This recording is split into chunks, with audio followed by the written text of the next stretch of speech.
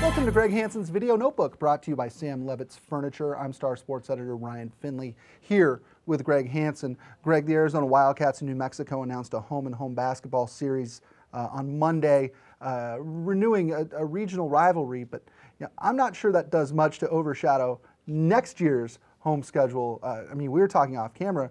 It's one of the weaker schedules they've ever had. I did a lot of research on it. It's the worst home schedule since 1986, and it's not even close. Wow. That has become a way of life in Tucson and at McHale.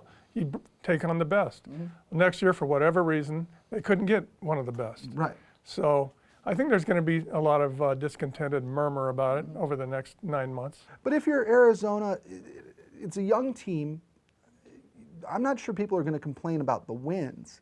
Would you rather walk over somebody like a UC Irvine, who's sort of a decent mid-major, or would you rather take on a team like North Carolina, even if it exposes you and you lose? I would rather go the North Carolina route. Yeah. It's probably because you get spoiled watching the big games and the big teams and the big coaches, and it's such a big event here. Mm-hmm. There will not be a big event at McHale Center next year unless Cal is actually a top 10 team. Right, and Cal, we thought 2 weeks ago, was just okay. Yeah. And now, because of some recruiting additions, they might be a top 10 team.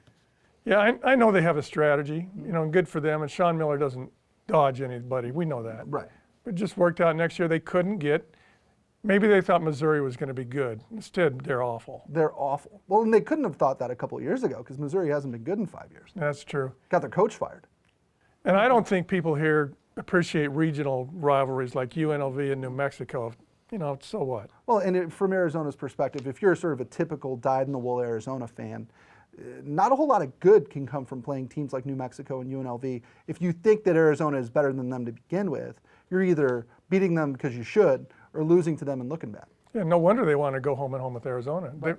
Everything to gain. Yeah, especially when they play at the Pit. And they get their RPI numbers boosted too.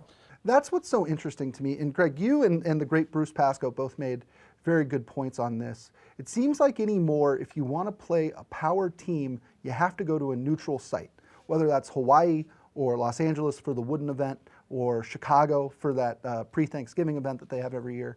Is that just the nature of made-for-TV basketball now, or what do you think? It's all made-for-TV basketball. Yeah. It started in the 90s. Arizona would play UConn in Chicago and many other games similar to that. And now it's more and more that way because teams do not want to play in Tucson. Right.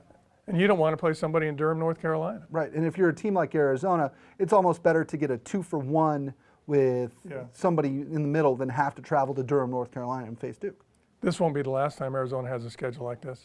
Wow. Well, times have changed. This is not Lute Olson taking on all comers anymore, huh? Yeah, it's not 1998 anymore either. That's a good reminder to Arizona basketball fans who think they should win every game by 50, too. It's not 1998 anymore. College basketball is a little different. Yeah. Well, that'll do it for this episode of Greg Hansen's Video Notebook, brought to you by Sam Levitt's Furniture. For Greg Hansen, I'm Ryan Finley. We'll see you next time.